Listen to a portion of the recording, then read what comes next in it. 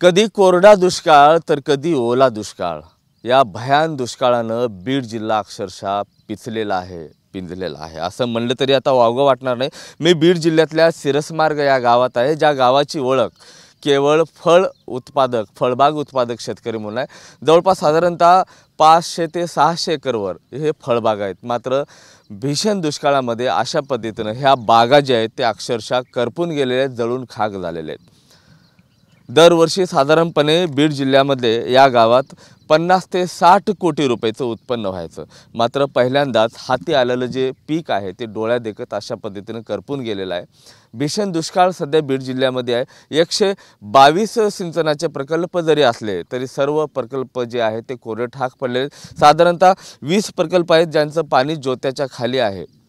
मात्र सध्याची जर परिस्थिती जर पाहिली तर बीडमधलं विदारक सत्य हे आपल्याला नाकारता येणार नाही। आणि याच पद्धतीनं लोकसभा निवडणूक झाली। लोकसभा निवडणुकीमध्ये बीड जिल्हा चर्चेमध्ये राहिला।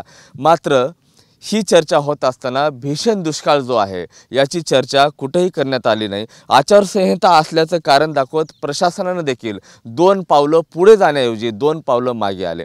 आणि म्हणूनच बीड जिल्ह्यामधला जो शेतकरी आहे तो अशा विविध परिस्थितीमधून सामोरे जाताना आपल्याला पाहायला मिळते। ही जर बाग जर बघितली अशा पद्धतीनं मोसंबीची बाग अक्षरशः लिंबाची आहे की का किंवा लिंबुनीची आहे का हा प्रश्न पडल्याशिवाय आपल्याला राहणार नाही।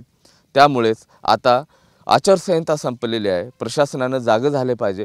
पुढारी देखील या बांधावरती या शेतकऱ्यांकडे आलं पाहिजे आणि कुठेतरी 2 हात समोर करत शेतकऱ्यांना आता मदतीसाठी पुढे धावलं पाहिजे। अशीच आर्थ हाक जी आहे इथल्या शेतकऱ्याची आहे। TV9च्या माध्यमातूनही सरकारला सांगणं आहे, साकडं आहे की शेतकऱ्याच्या बांधावरती प्रशासन गेलं पाहिजे आणि इथल्या शेतकऱ्यांना मुठभर का होना मदत दिली पाहिजे, तरच हा शेतकरी जगेल।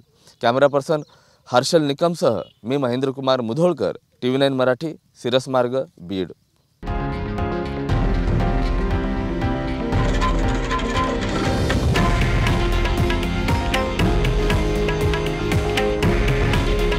हे आहे देशातील नंबर 1 न्यूज नेटवर्क आणि आपण पाहत आहात TV9 मराठी। काळजी तुमची, हित महाराष्ट्राचं।